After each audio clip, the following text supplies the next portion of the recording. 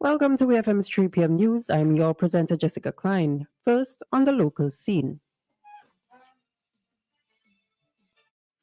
A Fairbairn past year man who admitted that he stole EC $3,498.50 in items, including 68 small packs of water-based personal lubricants, from a Fairhall man's home will be tried after the complainant denied inviting the defendant to his home.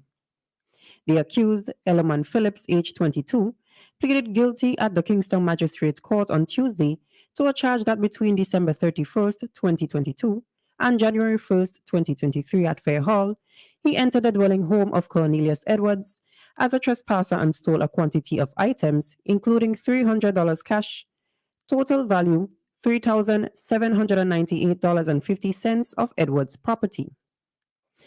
The stolen items also included belts, men's cologne, body lotion, a bunch of keys, shoes, liquor, food, clothing, gold-plated dentures, and a wristwatch. The prosecutor, Corporal Shamrock Pierre, read the facts, then told the court that the value of the items not recovered was EC $300 in cash and EC $40 for 4 cans of Sprite. However, in mitigation, Phillips told the court that he did not just leave his home and go to Edwards' home. On hearing this, the magistrate decided to stand the matter down so that the prosecutor could decide how to proceed.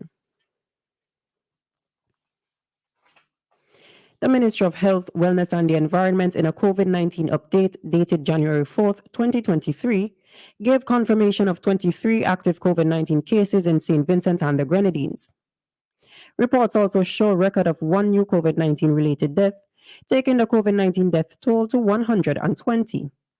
1 partially vaccinated, 9 fully vaccinated, 2 boosted, and 108 unvaccinated. There are currently 7 hospitalizations, 6 unvaccinated patients, and 1 fully vaccinated. Since the start of the pandemic, there has been 9,552 total COVID-19 cases, 9,409 recoveries, and 73,301 vaccines administered. Of the administered COVID-19 vaccines, 37,471 are first doses, 31,588 are second doses, and 4,242 are booster shots.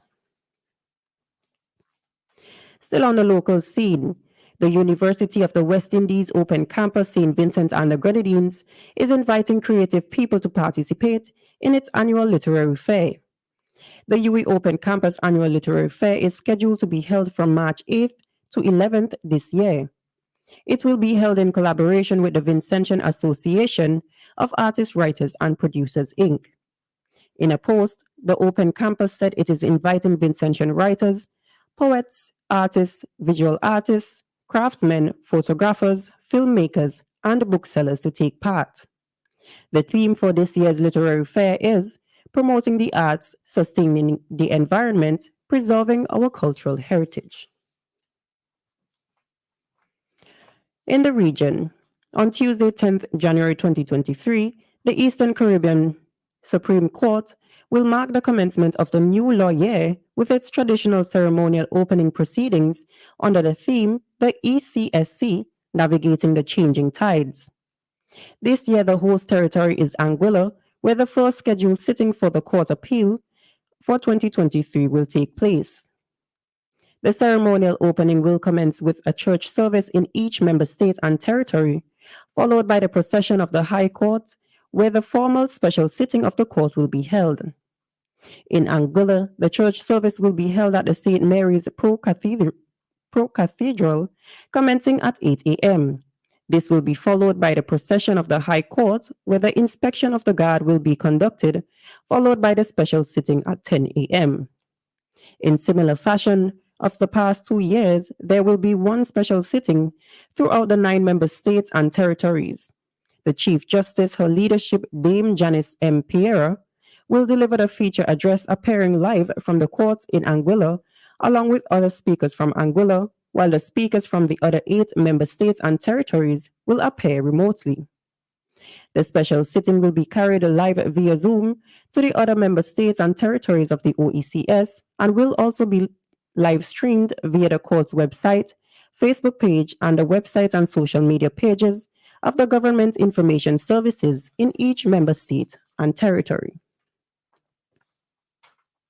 Still on the regional scene, police officials in Guyana are investigating a shooting incident that occurred at 4:30 this morning in front of outside bar at Movie Town. Investigations revealed that an Olafi De Santos, a 30-year-old mechanic of Bagottville, Demerara, along with Aaron Baptiste, a 29-year-old licensed firearm holder and owner of a black Crown motorcar, and his brother, Errol Baptiste, a businessman, went with the motorcar and parked in front of the entrance of the out bar, blocking the entrance.